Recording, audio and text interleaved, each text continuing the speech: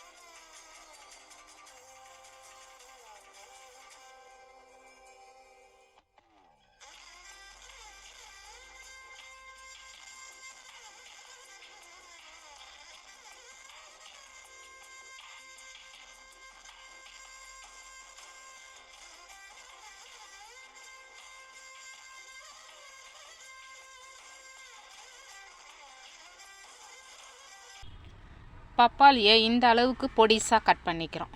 நல்லா இந்த அளவுக்கு பொடிசாக கட் பண்ணிக்கிறோம். இப்போ இந்த பொடிசாக கட் பண்ண பப்பாளி காயில் என்ன செய்ய போகிறோம், கார்ன்ஃப்ளவர் எடுத்துக்கிட்டேன். கார்ன்ஃப்ளவர் ஒரு 4 ஸ்பூனு, கார்ன்ஃப்ளவரில் ஒரு 4 ஸ்பூன் எடுத்துக்கிறோம். அடுத்தது வந்து மைதாவில் 2 ஸ்பூன் எடுத்துக்கிறோம். கார்ன்ஃப்ளவர் மைதா இது 2 மட்டும்தான் இதில் ஆட் பண்ண போகிறோம். இப்போ கார்ன்ஃப்ளவர் ஒரு 4 ஸ்பூன் போட்டாச்சு. இப்போ மைதாவில் ஒரு 2 ஸ்பூன் சேர்க்குறோம். 2 ஸ்பூன் சேர்த்துட்டு அடுத்து வந்து தனி மிளகாத்தூள் அதில் ஒரு ஸ்பூன் போட்டுக்கிறேன். 1 ஸ்பூன் போட்டுட்டு இப்போ இது இதுக்கு தேவையான அளவு உப்பை போட்டுக்கிறோம். உப்பை போட்டு இதை எல்லாத்தையும் மிக்ஸ் பண்ண வேண்டியதான். இதுக்கு சொட்டு தண்ணி சேர்க்க வேண்டாம். அந்த பப்பாளி காயில் உள்ள ஈரப்பதமே போதும். இதை மிக்ஸ் பண்ணி இதை என்ன செய்ய போகிறோம், எண்ணெயில் பொரித்து எடுக்க போகிறோம். ஸோ இதை முன்னாடி மிக்ஸ் பண்ணிவிட்டு இதை ஒரு 2 நிமிஷம் ரெஸ்ட்டில் இருக்கட்டும். அதுக்குள்ளே இன்னொரு ஐட்டம் ரெடி பண்ணிட்டு வந்துடுவோம். மைதா மாவு இது வந்து ஒரு சப்பாத்தி போடுற அளவுக்கு மைதா எடுத்துக்கிட்டால் போதும். ஒரு சப்பாத்தி போடுறோம். கொஞ்சோண்டு மஞ்சத்தூள் சேர்த்துக்கிறோம். இதுக்கு தேவையான அளவு உப்பை போட்டு நல்லா மிக்ஸ் பண்ணி விட்டு தண்ணியை தெளித்து இதை நல்லா பிசைஞ்சிக்கிறோம்.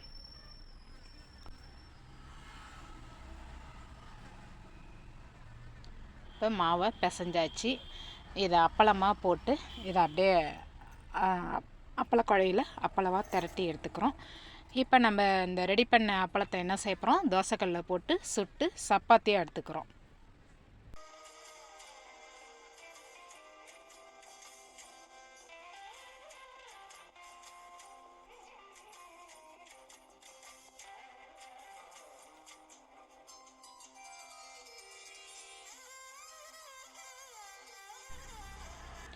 இப்போ சுட்ட அந்த மைதா சப்பாத்தி என்ன செய்கிறோம், இதை ஒரு 4 பீஸாக கட் பண்ணிக்கிறோம். ஏன்னா எண்ணெயில் பொரித்து எடுக்க போகிறோமா, ஸோ அதனால் வந்து இது சின்ன ஒரு 4 பீஸாக கட் பண்ணிவிட்டு எண்ணெயில் பொரிக்கிறதுக்கு வாட்டமாக இருக்கும். அதனால் இது ஒரு 4 பீஸாக கட் பண்ணி வச்சாச்சு. இப்போ அடுப்பில் கடாய் வச்சுட்டு எண்ணெயை ஊற்றி நம்ம ஏற்கனவே ஆல்ரெடி பப்பாளி பொடிசாக கட் பண்ணி அந்த கார்ன்ஃப்ளவர் மைதா மாவு மிக்ஸ் பண்ணி வச்சுருக்கோம் இல்லையா, ஸோ அதை முன்னாடி பொரித்து எடுத்துருவோம். எண்ணெய் காஞ்சிடுச்சு. இப்போ நம்ம இந்த பப்பாளி காயோட மிக்ஸ் பண்ணி வச்சுருக்கிற அந்த பப்பாளி காயை எண்ணெயில் போட்டு பொரித்து எடுக்கிறோம்.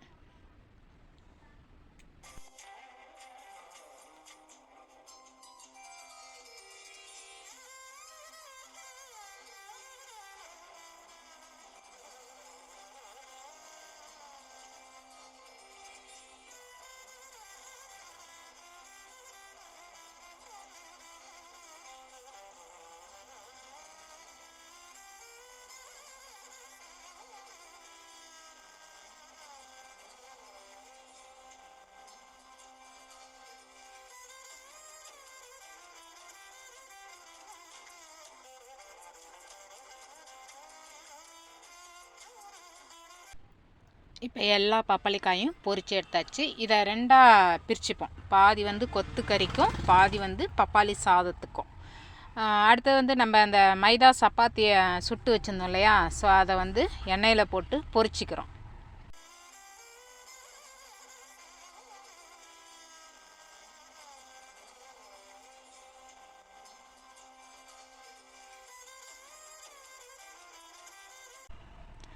இப்போ இந்த பொரிச்ச அந்த மைதா சப்பாத்தி என்ன செய்கிறோம், சின்ன சின்ன பீஸாக பொடிசாக நம்மளால் எந்த அளவுக்கு பொடிசாக கட் பண்ண முடியுதோ அந்த அளவுக்கு பொடிசாக கட் பண்ணி ரெடி பண்ணி வச்சுக்கிறோம்.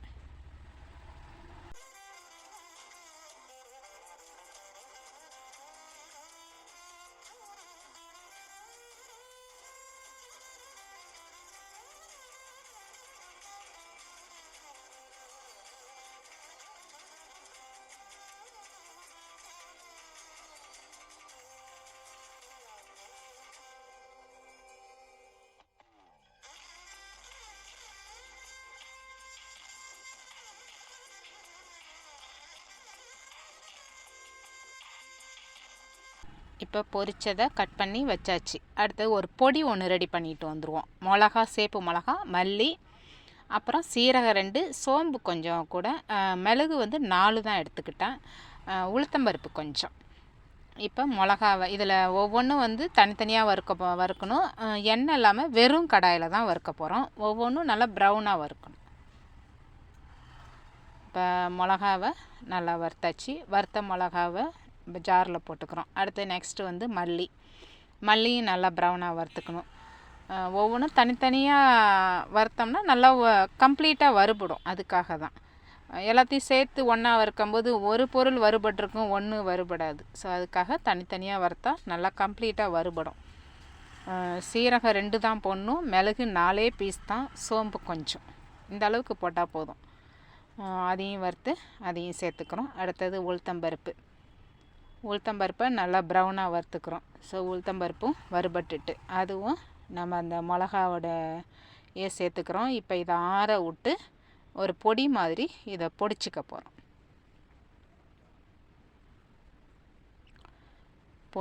பொடிச்சாச்சு. இது நம்ம வீட்டிலே வறுத்து அரைச்ச பொடி, நல்லா வாசனையாக இருக்கும். அடுத்தது வந்து தக்காளி பொடிசாக கட் பண்ணியிருக்கு, வெங்காயம் பொடிசாக கட் பண்ணுது, அப்புறம் நம்ம மைதா சப்பாத்தியை சுட்டு பொரித்து வச்சுருக்கோம். அடுத்தது பப்பாளி பொரிச்சது எல்லாம் ரெடியாக இருக்குது. வாங்க நம்ம பப்பாளி கொத்துக்கறி எப்படி செய்வோன்னு பார்ப்போம். இது கொத்துக்கறிங்கிறதுனால சரி தோசைக்கல்லில் செஞ்சால் கொத்துறதுக்கு வாட்டமாக இருக்குமேன்னுட்டு தோசைக்கல்லை நான் எடுத்துக்கிட்டேன்.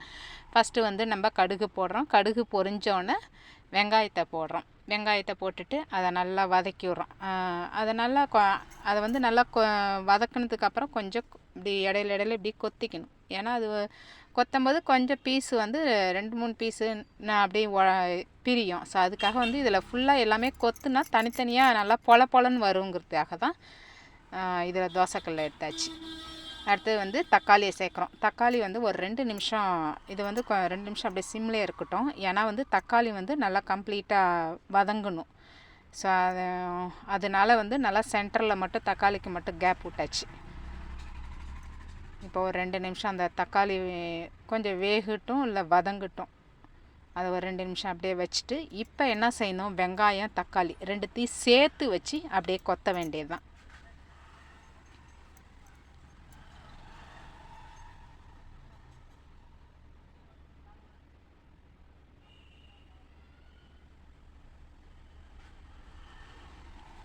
இப்போ வெங்காயமும் தக்காளியும் நல்லா வதங்கி பச்சை ஸ்மெல் கம்ப்ளீட்டாக போயிடுச்சு.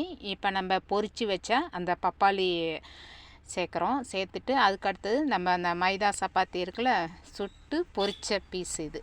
ஸோ அதை சேர்த்துட்டு அடுத்தது நம்ம வறுத்து அரைச்ச பொடியை சேர்க்குறோம். போட்டுட்டு இப்போ இது எல்லாத்துக்கும் சேர்த்து உப்பு போடுறோம். உப்பு ரொம்ப போட வேணாம், ஏன்னா ஆல்ரெடி வந்து பப்பாளி மிக்ஸ் பண்ணும்போது அதுக்குள்ளே உப்பு போட்டோம். ஸோ கொஞ்சம் போட்டால் போதும். போட்டுட்டு இப்போ எல்லாத்தையும் சேர்த்து ஒரு 5 நிமிஷத்துக்கு அப்படி நல்லா கொத்தி விடணும். அப்படி கொத்த வந்து நல்லா பொலன்னு வரும். ஒன்றோட ஒன்று ஒட்டி இருந்தால் கூட அது தனித்தனியாக கிடைக்கும்.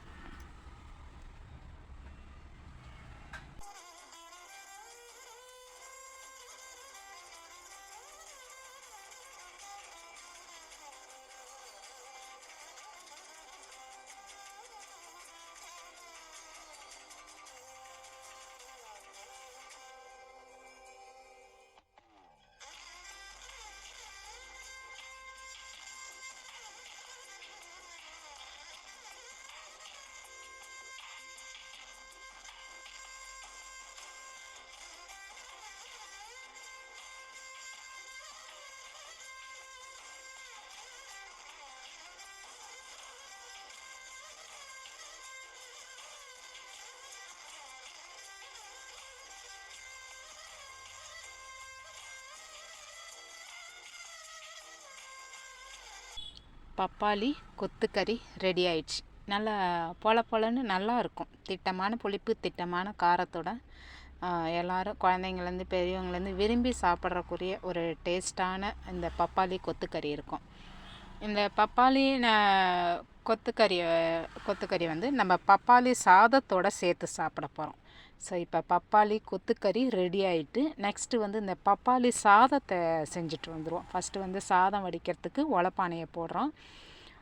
ஒலை கொதிச்சோன்னு அரிசியை போட்டு, இந்த அரிசி வந்து என்ன செய்யணும், இது கம்ப்ளீட்டாக வேக விடக்கூடாது. ஏன்னா நம்ம பப்பாளி ரைஸ் தான் செய்ய போகிறோம். அது வந்து நல்லா பொலன்னு இருக்கணும்.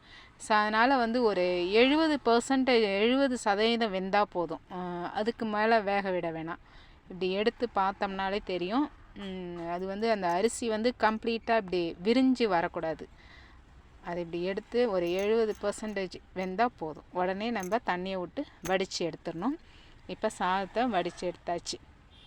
அடுத்தது இந்த பப்பாளி ரைஸுக்கு என்னென்ன தேவைன்னு பார்த்துருவோம். பொடிசாக கட் பண்ண வெங்காயம், அப்புறம் பச்சை மிளகாய், அப்புறம் இஞ்சியும் பூண்டையும் நான் துருவி வச்சுக்கிட்டேன். அப்புறம் பொடிசாக கட் பண்ண தக்காளி, அப்புறம் நம்ம பப்பாளி வந்து பொரித்து வச்சுருக்கோம் இல்லையா, ஸோ அதில் 1 கப் எடுத்துக்கிட்டேன். இப்போ அடுப்பில் கடாயை வச்சுட்டு ஒரு 2 ஸ்பூன் மட்டும்தான் எண்ணெய் ஊற்றிக்கணும். இதுக்கு ரொம்ப எண்ணெய் சேர்க்க வேணாம். 2 ஸ்பூன் மட்டும் எண்ணெயை ஊற்றிட்டு எண்ணெய் காஞ்சோன்னே கடுகு போடுறோம். கடுகு பொரிஞ்சோன்னே நம்ம பொடிசாக கட் பண்ணி வச்சுருக்கிற பச்சை மிளகாயை போடுறோம். பச்சை மிளகாயை போட்டு அது நல்லா வதக்குறோம். அது வதங்கினதுக்கு அப்புறம் நம்ம இஞ்சியும் பூண்டையும் துருவி வச்சுருக்கோம் இல்லையா, ஸோ அதை சேர்க்குறோம். அதை சேர்த்துட்டு அதை ஒரு வதக்குறோம். வதக்கிட்டு இப்போ என்ன செய்யணும், நம்ம பொடிசாக கட் பண்ணி வச்சுருக்கிற வெங்காயத்தை சேர்க்குறோம். பொடிசாக கட் பண்ணி வச்சுருக்கிற வெங்காயத்தை சேர்த்துட்டு, வெங்காயம் வந்து நல்லா கண்ணாடி மாதிரி வதங்கணும். நல்லா டிரான்ஸ்பரண்ட்டாக வதங்கணும். வெங்காயம் கண்ணாடி மாதிரி வதங்கினாலே அந்த டிஷ்ஷே வதங்கினாலே அதுவே ஒரு டேஸ்ட்டு. ஸோ இப்போ நல்லா வெங்காயத்தை நல்லா வதக்குறோம். இப்போ வெங்காயம் நல்லா கம்ப்ளீட்டாக வதங்கிடுச்சு. இப்போ அடுத்து நெக்ஸ்ட்டு வந்து பொடிசாக கட் பண்ணி வச்சுருக்கிற தக்காளியை சேர்க்குறோம். தக்காளியை சேர்த்துட்டு அதை ஒரு 2 நிமிஷம் நல்லா வதக்குறோம். தக்காளியும் இப்போ நல்லா வதங்கிடுச்சு. இப்போ நெக்ஸ்ட்டு வந்து இப்போ தக்காளியும் நல்லா வதங்கிடுச்சு. அடுத்தது வந்து நம்ம சாதத்தை நல்லா பொலன்னு வடித்து வச்சுருக்கோம் இல்லையா, ஸோ இப்போ அந்த சாதத்தை சேர்க்குறோம். இதில் வந்து நான் மஞ்சத்தூள்லாம் எதுவும் சேர்க்கலை. ஏன்னா வந்து அந்த பப்பாளியோட கலரிங்கோட அந்த சாதத்தை சாப்பிட்லாம் அப்படின்ட்டு அது சேர்க்கலை. இப்போ நம்ம பொரித்த அந்த பப்பாளியை சேர்த்துட்டு இப்போ இதுக்கு தேவையான அளவு உப்பை போட்டுட்டு இப்போ நல்லா ஒரு 2 நிமிஷத்துக்கு நல்லா எல்லாத்தையும் அப்படி கிளறி விடுறோம். நல்லா அப்படி மிக்ஸ் பண்ணிவிட்டு அப்படியே ஒரு 2 நிமிஷம் அடுப்பில் இருக்கட்டும். அதை அப்படி கிளறி இப்படி கரண்டி எடுத்து தூக்கி அப்படி கிளறும் போதே அப்படியே பொலன்னு இருக்கும். ஒன்றோட ஒன்று ஒட்டவே ஒட்டாது.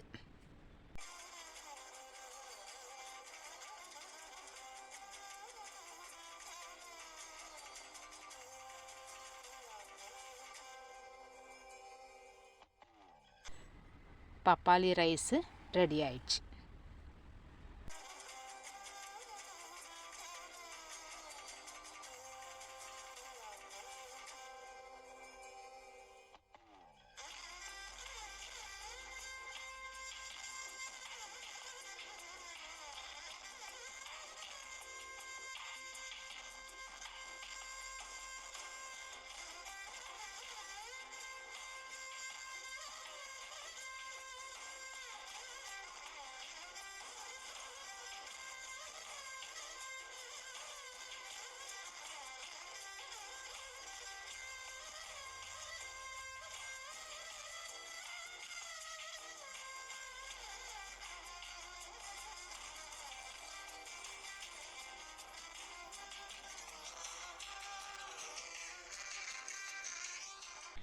இந்த பப்பாளி ரைஸோட அந்த பப்பாளி கொத்துக்கறியும் சேர்த்து சாப்பிட்டு பாருங்கள். டேஸ்ட்டு அல்டிமேட்டாக இருக்கும். ரெண்டுமே நல்லா பொலன்னு நல்லா வந்திருக்கு. பப்பாளி காயில் நீங்களும் இந்த மாதிரி மெத்தடில் ட்ரை பண்ணி பாருங்கள். இது ஒரு ஹெல்த்தியான டிஷ்ஷாக இருக்கும். பப்பாளி பழம் தான் சாப்பிடணும் இல்லை, காயும் இந்த மாதிரி செஞ்சு சாப்பிட்லாம். ட்ரை பண்ணி பாருங்கள். தேங்க்யூ.